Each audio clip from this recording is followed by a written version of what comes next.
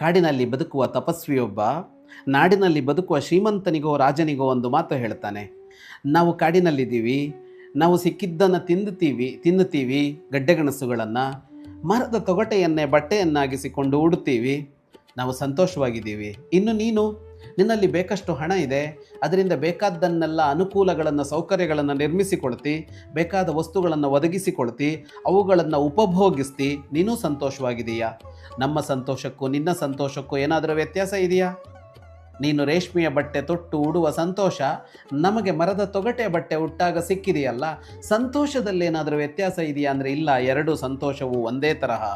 ನಿಜ ಹೇಳಬೇಕು ಅಂತ ಅಂದರೆ ನೀನು ಶ್ರೀಮಂತನೇ, ನಾವು ಶ್ರೀಮಂತರೇ. ಯಾಕೆಂದರೆ ನಾವಿಬ್ಬರೂ ಸಂತುಷ್ಟರು. ನಿಜವಾಗಿ ಬಡವ ಯಾರೋ ಗೊತ್ತಾ?